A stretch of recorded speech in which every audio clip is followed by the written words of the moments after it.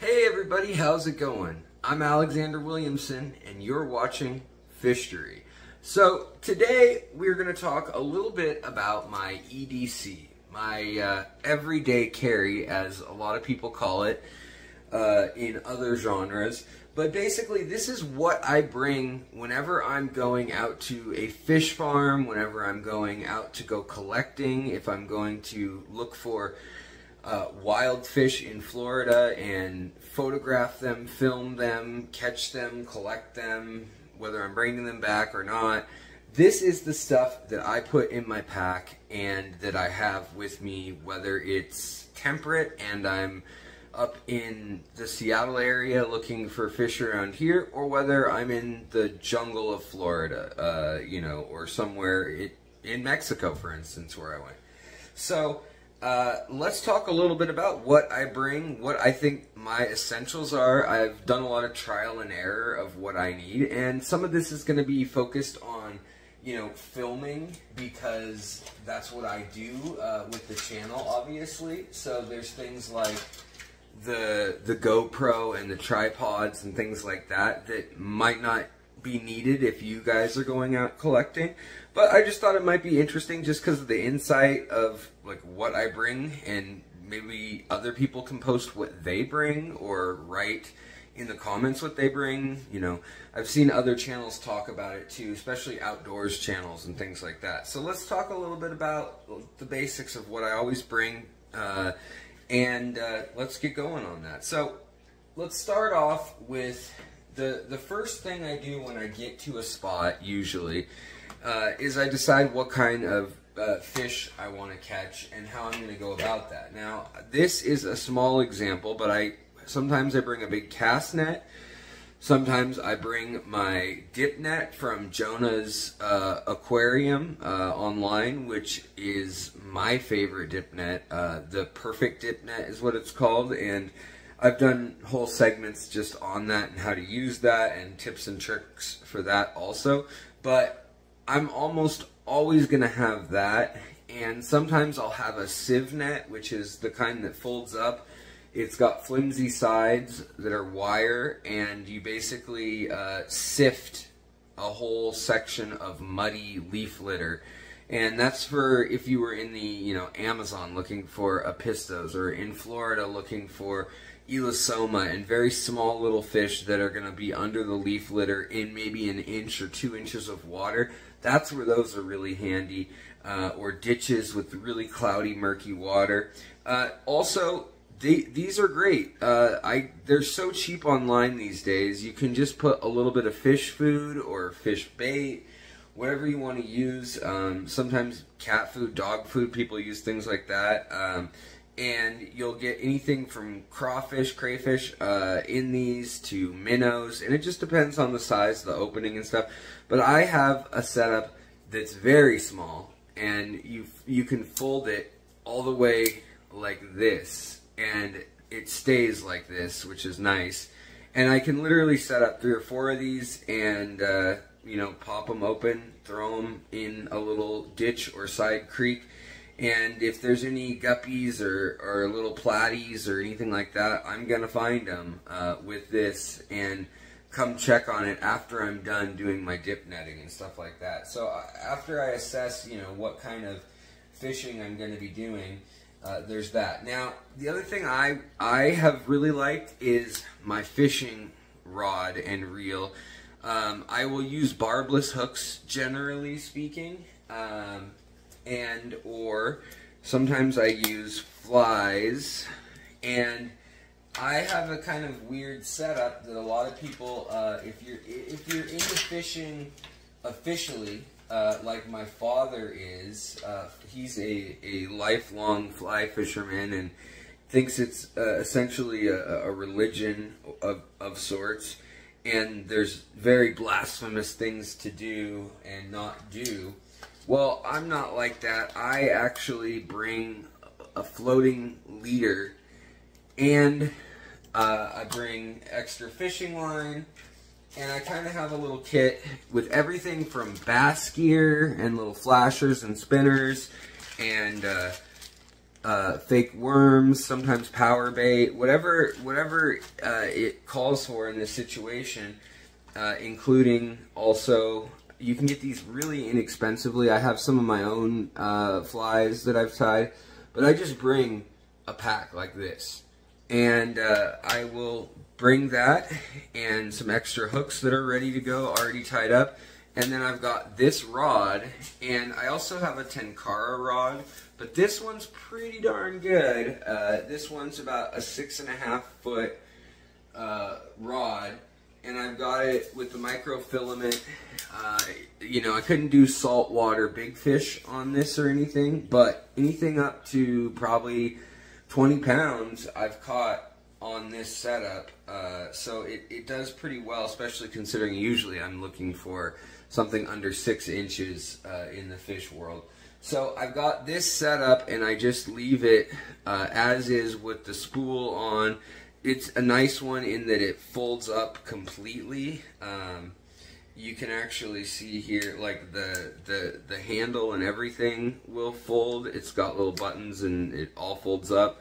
This unscrews. You can store more stuff even in the end here if you wanted to put some leaders and things in there. So I really like this, which is an on-the-go, all multifunctional like bass rod. It was about 40 or 50 bucks, and it served me really well. I have some really expensive rods, downriggers and all that kind of stuff for salmon fishing and saltwater, and big fly rods for when you need big casting and stuff. But I will just pull the line out when I'm fly fishing, and I can do fly fishing, I can do bass fishing where you're using the quick action through the lily pads and things.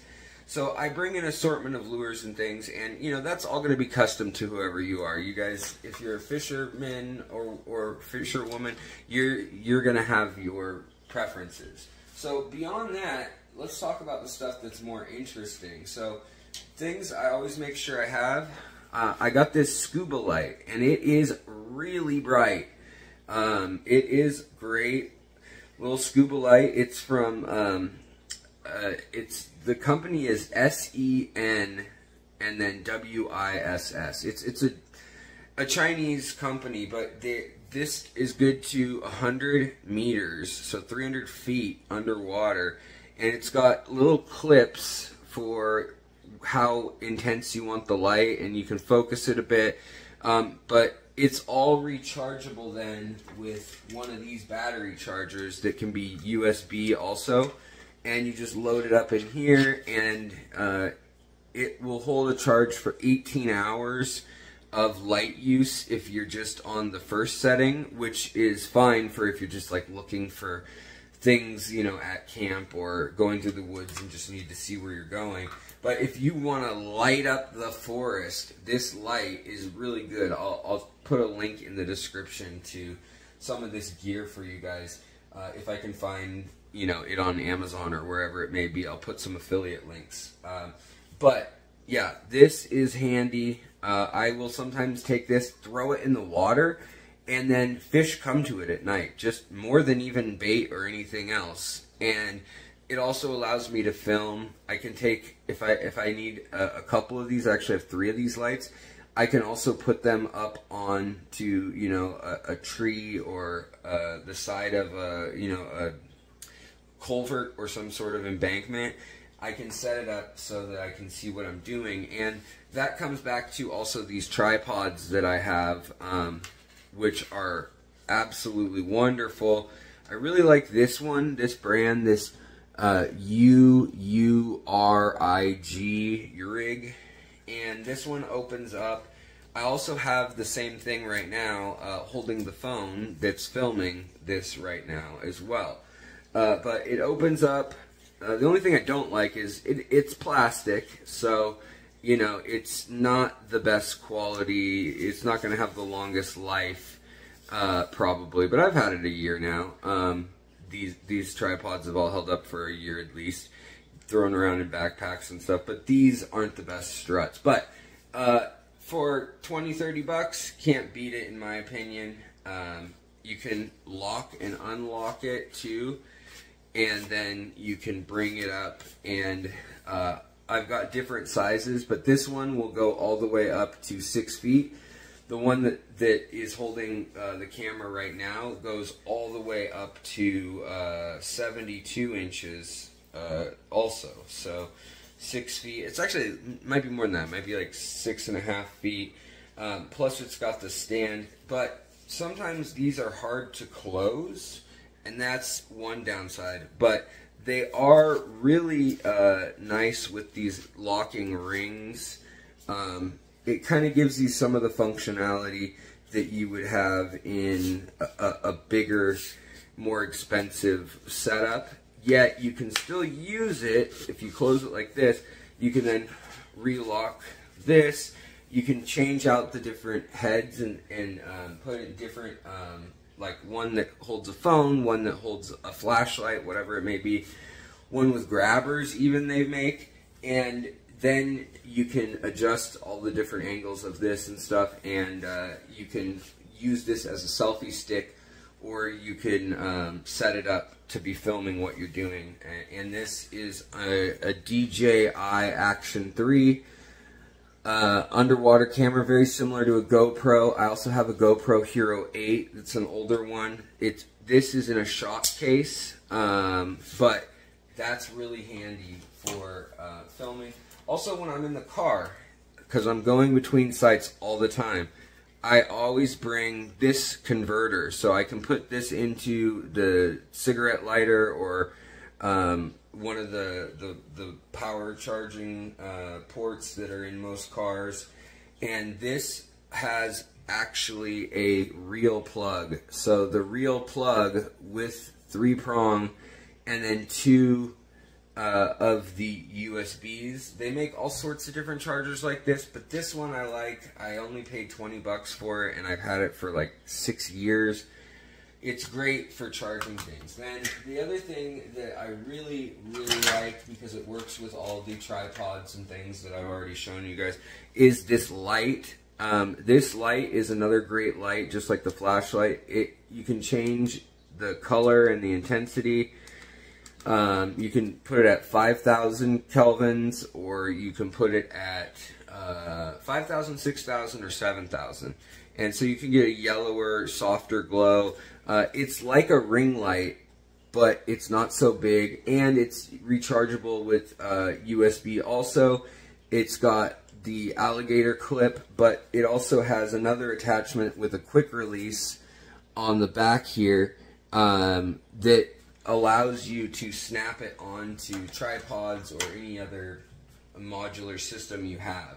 So I really like that. I'll usually bring a pair of earbuds too. These are just cheapo $30 ones that I bought. And then, you know, along with that, I will bring one of these 10-foot chargers. I have a USB and a USB 3 charging ports. The original, and then a mod, and then I've also got, can't forget the dongle, guys. So I've also got this, which is great for if you're filming. I can then take anything from one of these super small micro SD cards to like a Sony memory stick, all the way up to the whole device, like this here, or a laptop or whatever. And I can attach one of these, then to this, then to my phone, and I can get everything on or off the phone. And this one actually has some unusual, lesser used sizes. It's got SD card, micro SD. It's got the USB 3 different generations, and then it's also got some charging adapters too. So I like it. It's got the iPhone and Android and USB. Like that a lot. Also polarized glasses, ideally to see fish. But what I'll do is I'll also put that over my cameras sometime. Wait, over the actual camera, just like that. Because I did have some magnetic lenses that you could change in and out, and those are okay. Most of them are kind of cheap. Didn't see a huge benefit for most of those lenses, unless you're working with an actual like DSLR camera or a mirrorless digital camera that you're shooting with. So I don't always bring that, but going with all of that is also this, which is my charger, the charger adapter and the 10-foot thing. That the reason I have the 10-foot cord is so that I can also use this as the adapter, and then use this pump, which is I don't remember if this one's from Aquarium Co-op originally or not, but they make lots of these online also. And the Aquarium Co-op has a newer pump that's bigger, but I like how small these kind are. They just hang from a carabiner. You can throw them in your pack, bring a little bit of airline, and then I'll also bring one of the Never Clog airline. Zis is what I like to use brand-wise. Just these Airstones, and then you can change out the little felts if you need to, but basically you can get this and then bring a bucket or a bag. I've always got an assortment of bags for different things, basically, whether I want to catch fish. A lot of times I'll just put them in a bag and fill it with water, and then I'll put the aerating the air hose right into the bag if I don't have a bucket handy, especially cold water species. Another thing that I bought that I really like, and this one's getting beat up, I need to get a new one or buff this one out, polish it, but this is just acrylic, and it is just a Rolodex card holder, but what it works great for is for taking pictures of fish. So if it's this way, you actually have a whole back panel of that size plus about 8 inches, 7 or 8 inches to take a picture of fish swimming in there, and then you can set up a background behind it, which is nice. And then I also use these Q-tip case collectors I literally will throw it in my pocket in a raincoat. I'll bring a raincoat or whatever, like a windbreaker that's really light that you can roll up. Or I'll put it in something like a hat, a sun hat or a safari hat. A bandana is good too. I use those frequently. And there's a few versions of them, but these are for Q-tips originally. They're just like a Q-tip holder, and they work really well for taking pictures of fish. Of course, I'm going to bring a pocket knife or some sort of folding knife with me, always out there, just so I can cut and work with different things.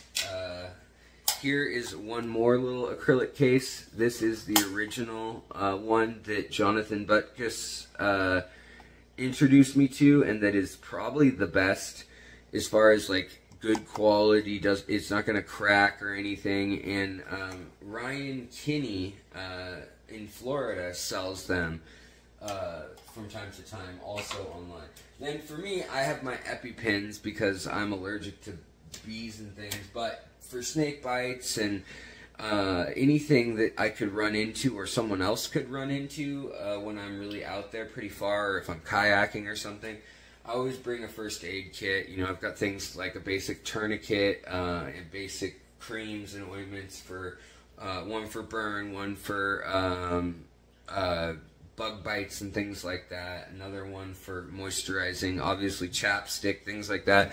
And I'll also bring an inhaler with albuterol, especially if it's an overnight trip.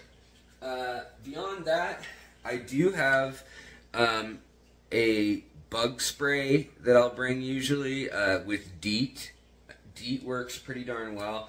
I've used, you know, lavender and all these other, you know, eucalyptus and all tea tree oil, all these other things that work okay, but when you are in real bug country, Montana or, you know, Alaska or Florida, New Orleans, or I should say Louisiana, in the swamp, you're going to get eaten alive, and that's when there's no substitute for something with a little more kick, and that's when I'll bring this stuff. And I really like that stuff.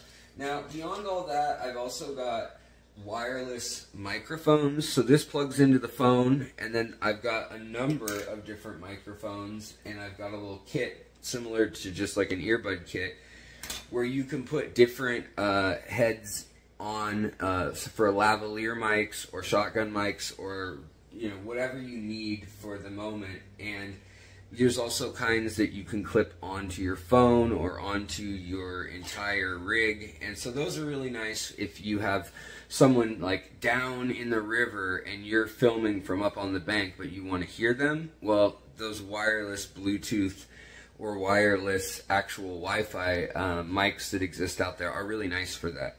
Beyond that, I always bring an eye loop, which is like a jeweler's loop. This is the gold standard here, this brand, which I don't really know how to pronounce it, VENMO or Belmo. I actually don't even know how it's spelled, but I've always bought these from Rockhound stores, and when I was in archaeology school, this was the brand that everybody had on them.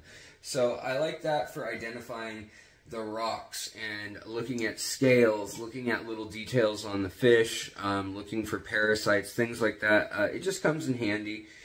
Or just because I'm getting old and blind, right? It's just a 10 times loop. So it gives you pretty good magnification, and it's handy. Plus, you can also start a fire with it if need be, an emergency. And then I'll, of course, bring extra batteries for everything that I'm using. This is for the DJI. All of it now is USB powered, which is really, really handy, in my opinion. So then beyond all that, I will bring my species guides for whichever area I'm going to. Now, there's the Peterson manual for the whole North America. And there is, I've got a whole shelf. But depending on if it's plants or fish, these are the ones that I always bring with me, which is the Audubon Society Fishes Field Guide or the Peterson Guide. There's also guides for each state that you can get out there, but these two are the ones that are most likely to come with me, or at least be at the hotel room when I get back so I can identify stuff. Also, I bring a white paint pen and a black Sharpie marker, and usually a pencil and pad of paper to take notes. Now, what am I taking notes on? The water. And I bring test strips, I bring a TDS meter, and then I also usually will bring a thermometer as well. And I usually just bring this one here. Even though it's a little bulky, it's nice to have one that you can point at the water from 15 feet away. You don't have to climb down the bank of the river or whatever and to deal with it. So those are really the main key things that I always bring. I usually bring, thumb drives, things like that. So if I've got a ton of footage, I can offload it and store it, back it up somewhere else on the trip itself. And then I use this pack right here for my day pack usually. I also have a night pack for when I'm off-roading, off-trail. And this thing, man, is so great. Osprey makes incredible quality backpacks, in my opinion. It's got the air net, so the mesh, so it doesn't get too hot and sticky. It folds down pretty darn flat. There's a few things in this one right now. Pretty darn flat, but then it's also opens up accordion style, and you can put a laptop in here up to I think it's 17 inches or 18 inches. I can keep all stacks and stacks of plastic bags, and then it's got inside pockets, outside pockets, and I'll actually bring with me in these, everything for an overnight trip, from toothbrush, toothpaste, all that stuff with me, and then I have it handy right on the go. Also, it's got a lined pouch, which is nice for electronics, so it's RFID chip reading or fraud proof. And I use this, which is my secret editing weapon, essentially, for the phone. And it's a 256 gigabyte flash drive. And I can put this in the bottom of the phone in the charging port, or I can use the dongle thing that I have here, and I can put in, say, an extra one, or I've got the little adapters. I can use those. And I can slide that in like that. I can put this one in also. And then I've got my USB adapter too for this, and a USB. So I can really get a lot of extra space and essentially have the same amount of storage as a computer would have on it. Now, of course, I bring tons of water, and usually I'll bring some sort of electrolyte, you know, formula or something like that, a powder, or they have a brand called Liquid IV that I like. It's got a lot of electrolytes. I ended up in the hospital anyways, but that's due to other issues that I have with my health, with my lupus and things, that happened. But yeah, I mean, so a lot of what I bring these days is electronic, and is about, you know, filming. It's about taking readings of the water temperature, the water TDS, the pH, and writing that stuff down, noting that, so that I know how to take care of the fish when I get them home. And so that I can decide, do I need to chill these down somehow? A lot of time I'll freeze water bottles, and I'll put those on the side of the pack. This thing has a bladder for a camelback. It also has two big 32-ounce Nalgene size up to water bottle holders, and it's got this back netting. So I really like that pack in particular. And when I go places, I'll also usually bring a change of clothes. So I'll have sandals. I like sandals and shorts, but a lot of people I go with are going to be in full-on waders that are, you know, some sort of you know, next generation waterproof or water resistant material like Gore-Tex or whatever, so that they're not getting wet. To me, I get too hot, and my keeping cool is more important to me. I'll usually throw some snacks in, some high protein stuff, some you know, granola bars or trail mix type stuff, you know, some peanuts, honey roasted peanuts or something. They're a little sweet that I, you know, will eat, some beef jerky, stuff like that, and, you know, then I'm off, and I'm out to go catch whatever. Sometimes I'll bring 2 poles, sometimes I'll bring a bunch of these fishing nets, these little nets, you know, it just depends on the mission, but, man, you can fit a lot in these packs, and the biggest problem is keeping it all organized. So if you have a system, I like also using little baggies that are color-coded, like drawstring bags. And I always have either a bandana or scarf or hat or something soft that I can clean the lens of cameras with. And then I also will use, you know, like a little, I've got the actual cloths for electronics for specific delicate lenses that you really don't want to scratch, that kind of thing. And that's really about it. So that's what I bring every time I go out looking for fish. What do you bring? And thanks for watching. I know this was a little long, but wanted to try to cover everything gear-wise that to me is invaluable for making an episode when I make content for you guys.